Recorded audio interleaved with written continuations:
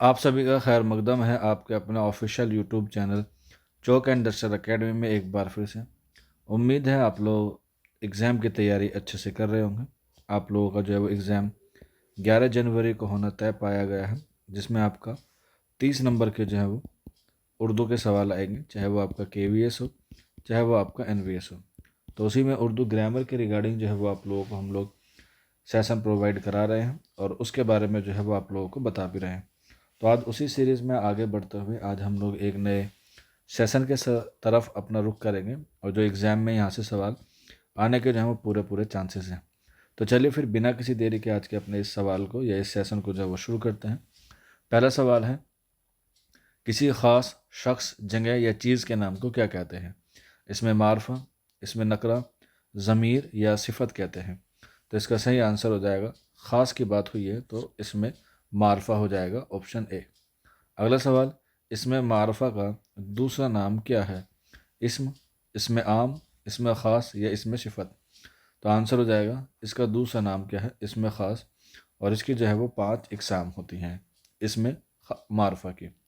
अगला सवाल, इसमें आम का दूसरा नाम क्या है? तनकीर, इसमें अमूम, इसमें नकरा या इसमें ख़ास? तो यहाँ पे पूछा गया है इसमें आम, तो इसमें आम का जो सही आंसर हो जाएगा इसमें नकरा। और अगर यहाँ पे ख़ास होता तो आंसर हो जाता, अगर यहाँ पे इसमें मारफा होता तो आंसर हो जाता इसमें ख़ास। तो अकॉर्डिंग टू ऑप्शन इसमें नकरा जो है वो इसमें आम को कहते हैं, जिसे हम लोग क्या कहते हैं? कॉमन नाउन के नाम से भी जानते हैं। अगला सवाल, वो नाम जो किसी शख्स की खूबी या कमाल की वजह से मशहूर हो गया हो, उसे क्या कहते हैं? इल्म कहते हैं, लक़ब कहते हैं, ख़िताब कहते हैं या तखल्लुस कहते हैं?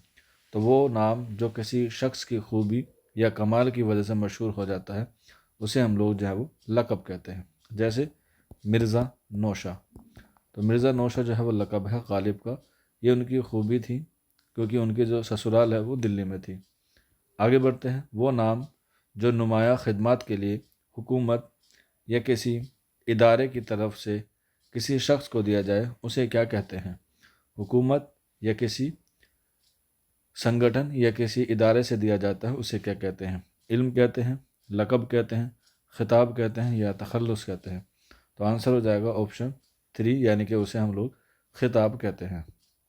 आगे बढ़ते हैं, शायर अपने नाम के अलावा एक और नाम भी होता है जो वो शायरी में इस्तेमाल करता है, उसे हम लोग क्या कहते हैं? यानी कि उसका हम लोग एक तरीके से कलमी नाम भी जो है वो कहते हैं या अदबी नाम उसे कहते हैं। तो उसे क्या कहते हैं? इल्म कहते हैं, लक़ब कहते हैं, ख़िताब कहते हैं या तखल्लुस कहते हैं? तो आंसर हो जाएगा उसे हम लोग तखल्लुस कहते हैं। जैसे मीर उन्नीम बाज़ आँखों में सारी मस्ती शराब किसी है, तो इसमें मीर का नाम आया है, तो आंसर हो जाएगा तखल्लुस है मीर। आगे बढ़ते हैं अगले सवाल की तरफ। वतन, माँ बाप और ख़ानदान के ताल्लुक़ से जो नाम मशहूर हो जाता है, उसे क्या कहते हैं? यानी कि जो ख़ानदान से मिले, कुनबे से मिले या परिवार से मिले, उसे हम लोग इसमें कुनियत के नाम से जानते हैं। जैसे इब्ने मरियम, तो यहाँ पे हम लोग ईसा अलैहिस्सलाम की जो है वो बात कर रहे हैं।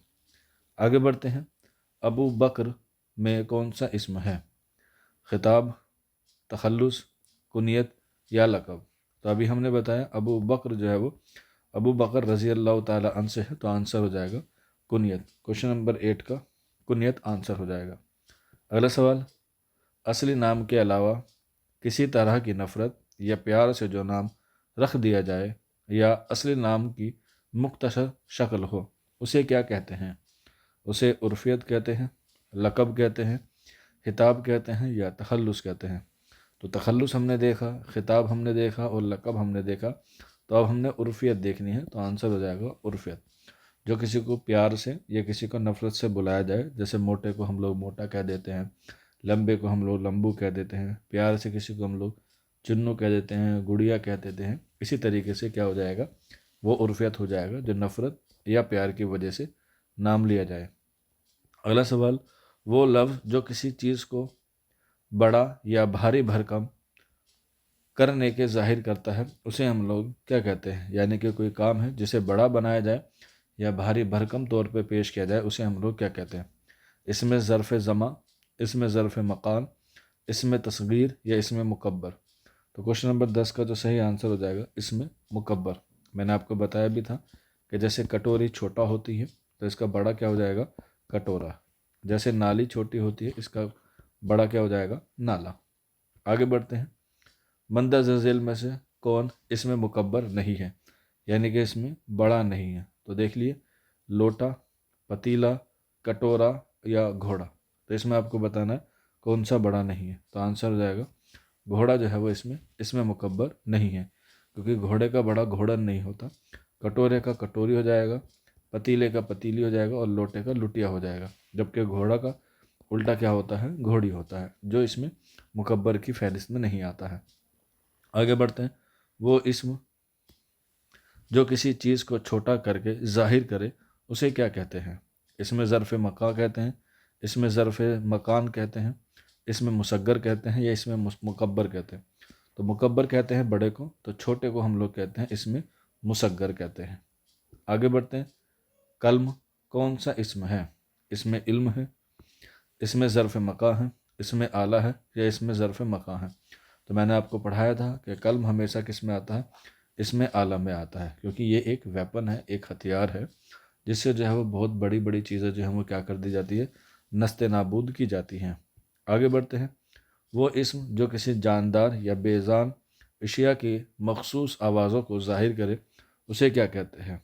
तो उसे हम लोग इसमें सोत कहते हैं। ऑप्शन 3 इसका दुरुस्त हो जाएगा। आगे बढ़ते हैं। घर में कौन सा इसम है, इसमें इल्म, इसमें ज़र्फ़ ज़मा, इसमें आला या इसमें ज़र्फ़ मका। क्वेश्चन नंबर 15 है और इसका सही आंसर हो जाएगा इसमें ज़र्फ़ मका, क्योंकि घर जो है वो एक रहने की जगह है, तो इसलिए ऑप्शन 4 हो जाएगा।